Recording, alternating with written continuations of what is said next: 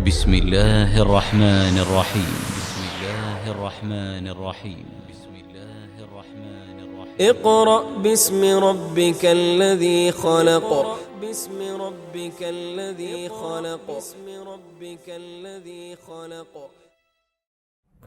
Ассаламу алейкум, құрметті көрермендер. Өздеріңізбен бірге Алланың қалауымен Құран оқып үйренейік сабағымыздың 14-ші дәрісін бастаймыз.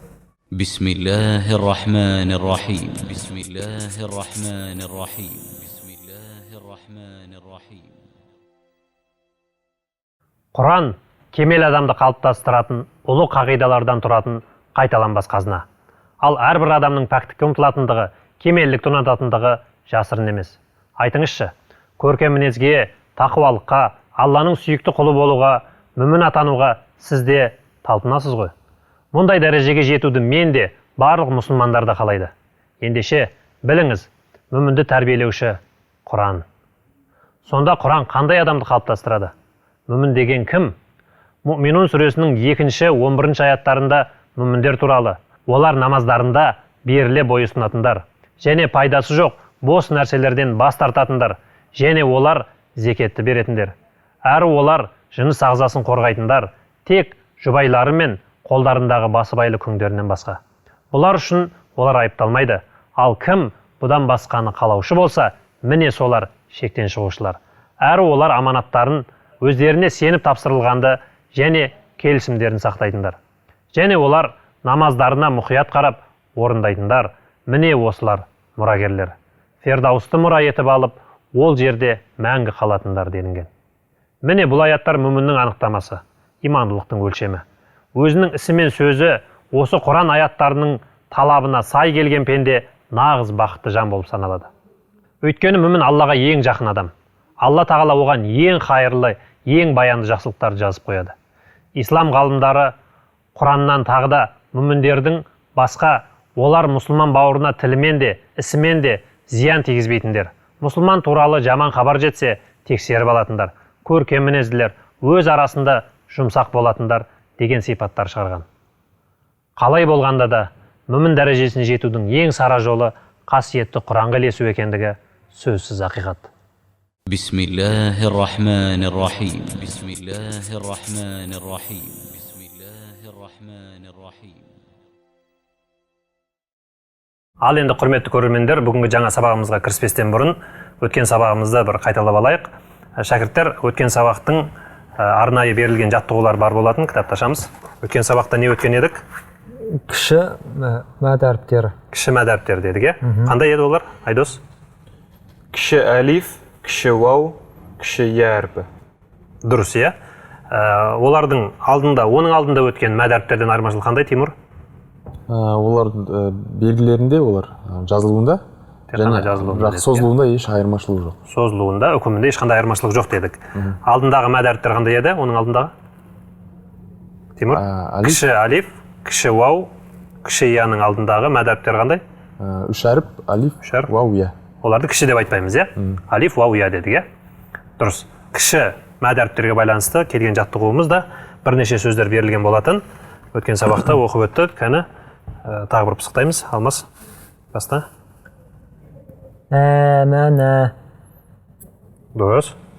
Әуә. Жақсы. Әниәтин. Жоқ, қайтадан оқимыз.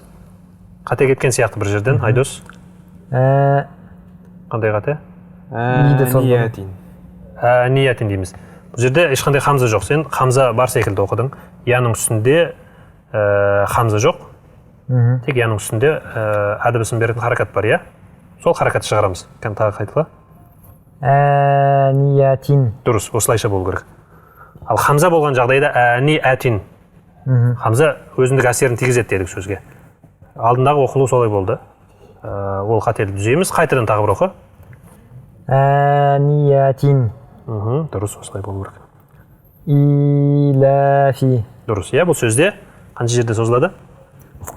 Алифтің астында и дыбысын беретін харакат белгісімен кіші и мәд әріпі екеуі бірге келіп тұрғандықтан оны екі мат мөлшерінде созамыз. Дұрыс. Одан кейін әйнә. Әйнә. Bihi. Дұрыс. Jaa. Дұрыс. Jia. Дұрыс. Ju'in. Жақсы. Khawfin. Дұрыс. Khayrun.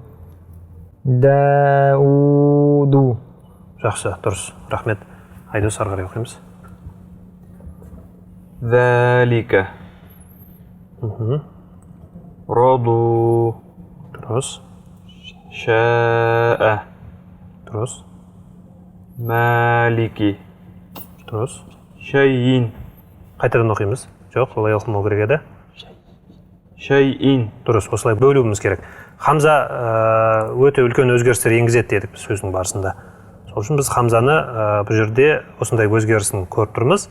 Шәй-ин. И әріпіне сукун болғандықтан иға сукунды түсіре оқимыз. Шәй, сосын Хамзаны бөлек оқимыз да, оның өзі оқылмай қалады да, харакат оқылады, иә? شيء Шәй-ин болады, дұрыс. Осылайша дұрыс деп есептеледі. طغى Дұрыс. متاعا Дұрыс. يره Дұрыс, иә? Бұл жерде хә әрпін біз созуымыз керек. كش Әдән кейін كش واو кіші вау келгендігіне байланысты. Жақсы. مهادا على Дұрыс. Бұл жерде неге соңғы иді оқымадық? соңғы и үстінде кіші алиф әрпі келген соң и әрпін алифке ауыстырамыз. Алифқа ауыстырамыз, иә? Айналдырамыз. Ол я сөздің түбірінде я әрпі болғандықтан сол жерде ол я тұр. Бірақ оқылу ережесіне байланысты біз яның үстінде кіші алиф келсе, кез келген жағдайда біз оны алифқа айналдырып оқимыз да. Ол алдағы басқа да сөздерде де келеді. Құранның ішінде өте жиі кездеседі ондай нәрсе. Ары қарай. Турабан. Дұрыс. Саламун. Дұрыс. Жақсы. Жарайсың. Рахмет. Тимур. Келесі сөзден бастап ары қарай. Аишатин. Дұрыс. Ал-маудатун. Жоқ, қайтадан оқимыз. Қате кетті. Ал-маудатун. Тун беді? Ту меді? Ту. Ту еді ғой, иә? Дұрыс. Бұл жерде қосарланған у дыбысын беретін харакат емес қой. Тануин емес демек. У дыбысын беретін харакат. Хамзаның үстінде у дыбысын беретін харакат тұр, және кіші вау. Кіші вау тұрған. Сол себепті оны созамыз. Созамыз, дұрыс. Қайтып оқы, созылуын. Ал-маудату. Дұрыс, жақсы. Маудуатун. Дұрыс. Мауазинуху. Дұрыс, иә, бұл жерде қанша жері созылып тұр? Бұл жерде вау әрпінің үстінде әдібісін беретін харакат тұр, және одан кейін кіші әлиф тұр. Сол себепті оны созамыз, және за әрпінің астында идібісін беретін харакат тұр, және одан кейін я мәд әрпі. Және хә әрпінің үстінде у дыбысын беретін харакат тұр, және кіші вау тұр. Сол себепті оны да созамыз. Оны да созамыз, иә? Дұрыс, сонда үш жерде созылады, иә? Мауазинуху. Дұрыс, жақсы.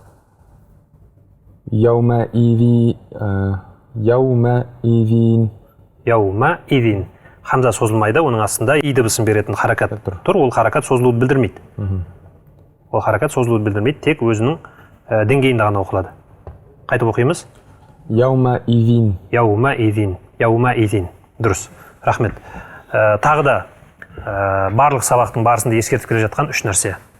Ол, құрметті көрермендер, бірінші әріптердің таңбасы, біз әріптердің таңбасына шатаспауымыз керек, оның нүктесіне қарай айыра білуіміз керек. Екінші әріптердің махраж, шығу орны, әріптерді шығу орнынан шатастырмауымыз керек.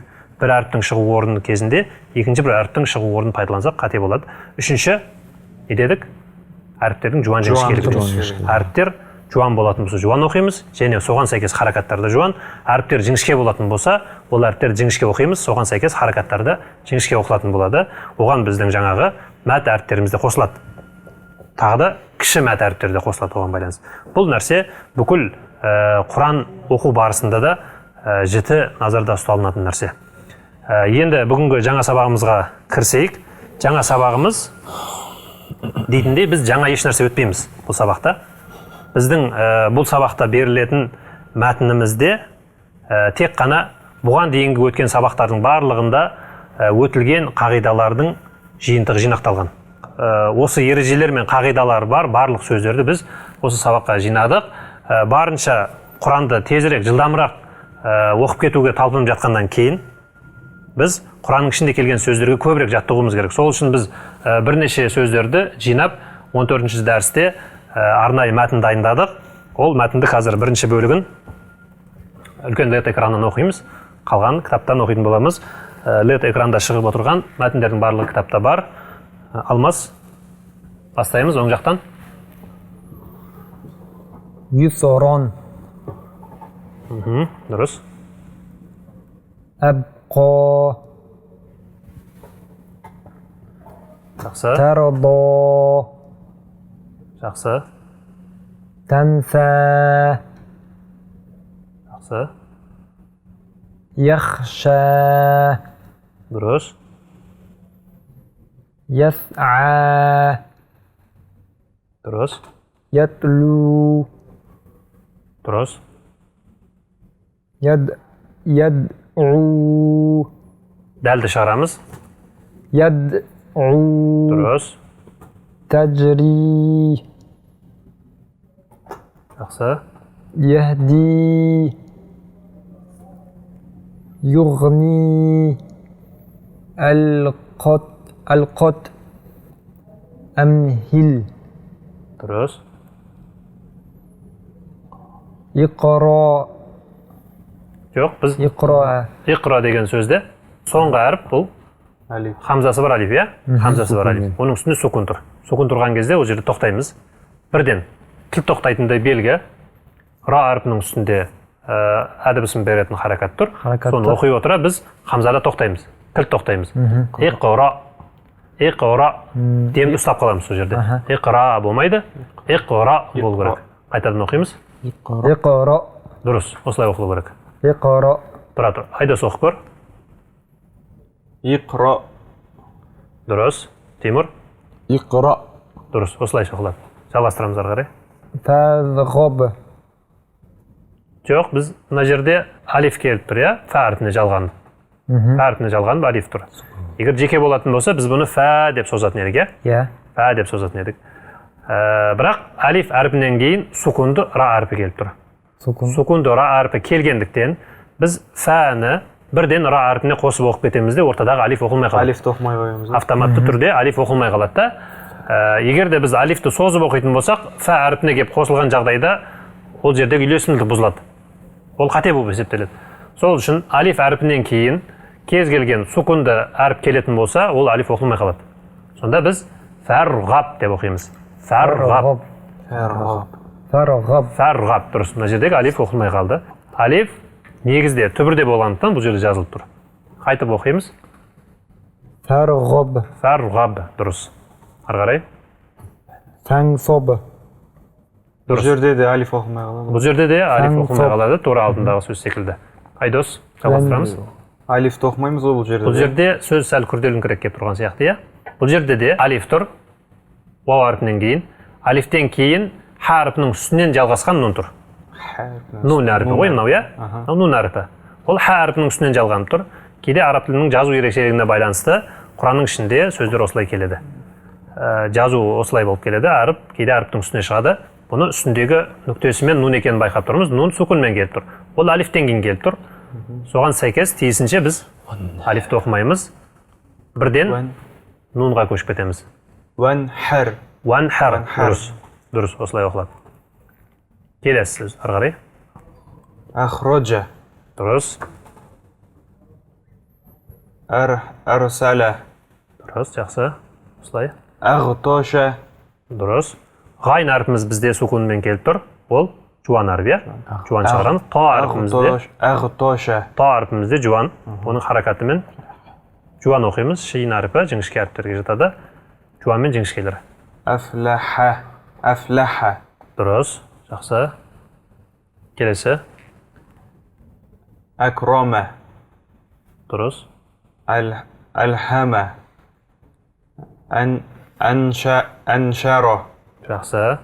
أنقض Дұрыс. دمدم Дұрыс. Ары қарай жалғастыра бер. عسعس Жақсы. أعبد Дұрыс. نعبد Дұрыс. يخرج Дұрыс.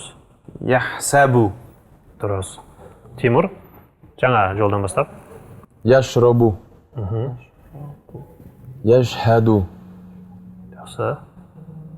ترهق Дұрыс. Мына жерде аздаған қиындық туғызуы мүмкін. Һә әріпі өте жіңішке әріп. Һә әріпі іштен шығады дедік, иә? Іште ауаның екпінімен шығады дедік. Одан кейін бірден жуан қаф әріпі тұр. Тамақтан шығатын қаф әріпі. Һә әріпінен кейін бірден қаф әріпінің келуі, ол бірден қаф әріпін шығаруға қиындық туғызатындай жағдай. Бір-біріне мүлдем келіспейтін әріптің жолығып тұруы. Бірақ сөз сол әріптерден құралғандықтан біз осы жастан дұрыс шығарып, дұрыс оқып үйренуге талпынуымыз керек. Қайтадан оқимыз, Тимур. ترهق Тархақу. Дұрыс. Тархақу. Біз ол үшін асықпай, ежіктеп болса да, буындап болса да, тіпті әріптеп болса да, сол әріптердің жеке-жеке шығуына жаңағы әрекет жасауымыз керек. Жеке-жеке шығарып әрекет жасауымыз керек. Тархақу деп болса да, одан кейін қосуға жеңіл болады. Қайтып оқып көр. ترهق Қосып оқимыз. ترهق Тархақу. Дұрыс. Ары қарай. تعرف Дұрыс.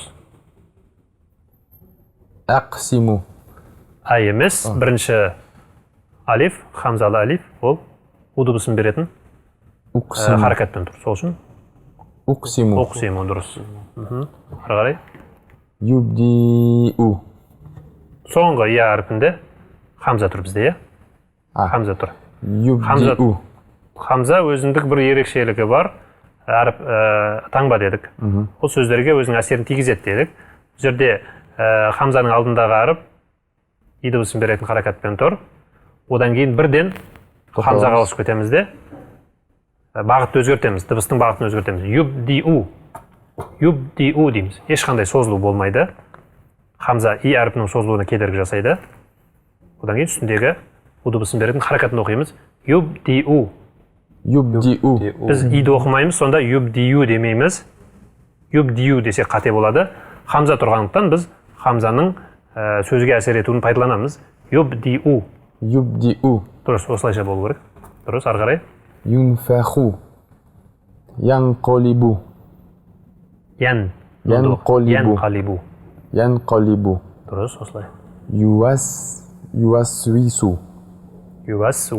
Ювасвису. ثقلت Фақулат. Дұрыс. Енді алдарыңдағы кітапты ашыңдар. 21-ші бетінде осы мәтіннің 14-ші дәріске берілген арнайы өткен дәріске жаттығулар деген арнайы мәтіннің келесі бөлімі бар. Алмас, бастаймыз. حشرت فتحت Дұрыс, осылайша. كشطت نشرت نصبت Дұрыс. أثرنا وسطنا Сөздерді буынға бөлгеннен кейін толық қосып оқуға тырыс. وسطنا Осылайша. فرغت Фарағта. Дұрыс. تأتون Дұрыс. يسقون Дұрыс, жақсы. يفعلون يعملون يعلمون Дұрыс. يضحكون يكسبون يدخلون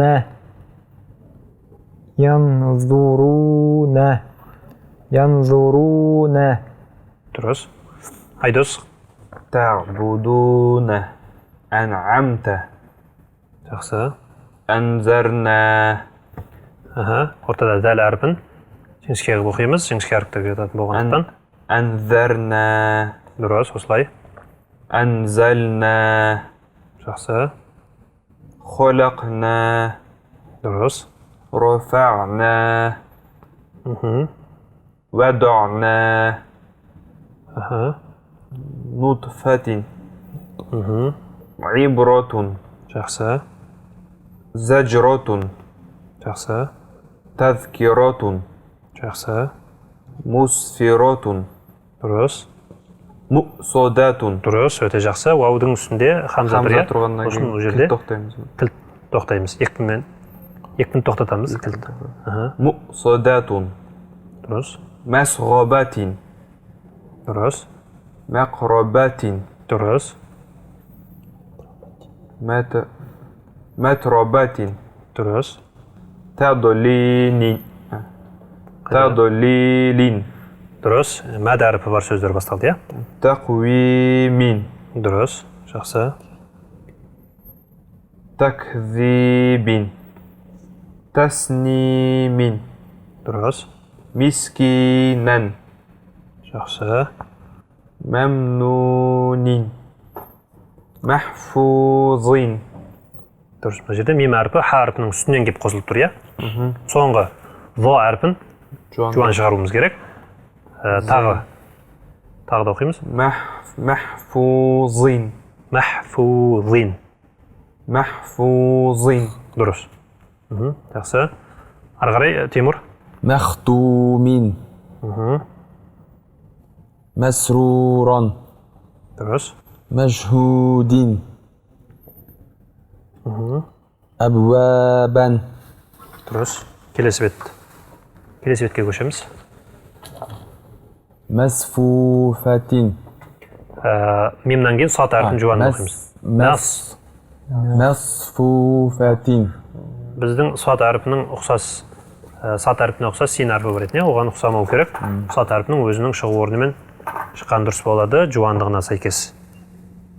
Мәсфуфәтин. Мәсфуфәтин. Әзуәжән. Жақсы. Әштәтән. Дұрыс. Ит'амун. Дұрыс. Әғнәбән. Әғнәбән. Дұрыс. Ғайн емес, айн болатын, е? Әфуәжән. Жақсы. Әлфәфән. Дұрыс. Құр'анун. Дұрыс. Құран деген сөз, е?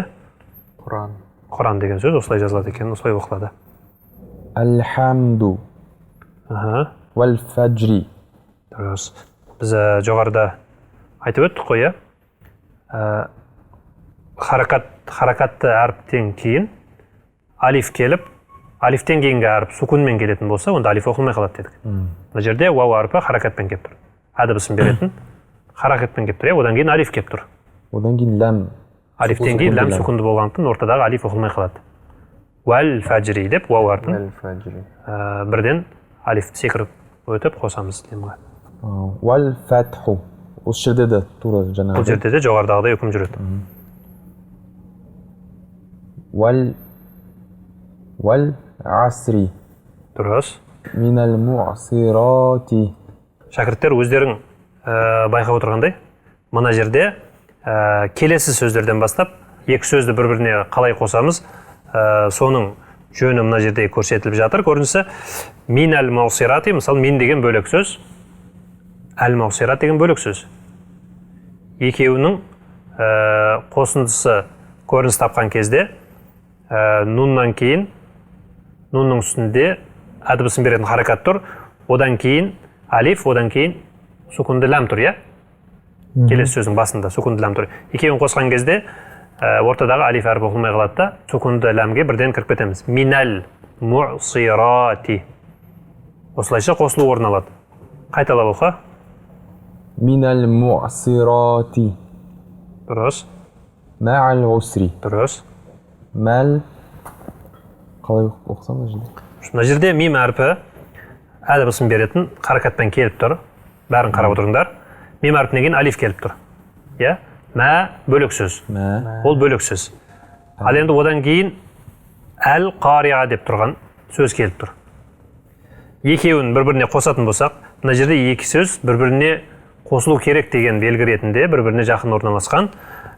Сол үшін біз қосқан жағдайда мим әрпін оқимыз, одан кейін әдібісін берген харакатты оқимыз, мимнан кейінгі алиф, одан кейінгі әл-қариға сөзінің басында тұрған алиф, екі алиф қатарынан оқылмай қалады. Екі алиф оқылмай қала ма? Екі алиф қатарынан оқылмай қалады да, одан кейін келген сукунды ләм ғана оқылатын болады. Неге? Себебі біз алифтен кейін сукунды әріп келетін болса, сол сукунды әріп оқылады да, алиф оқылмай қалады дедік. Сол ереже бойынша, сол ретпен екі алифті қатарынан оқымаймыз. Мәл қариату. Мәл қариату деп оқимыз. Қафтан кейін алифті созуды ұмытпаймыз. Қайталап оқы. Мәл қариату.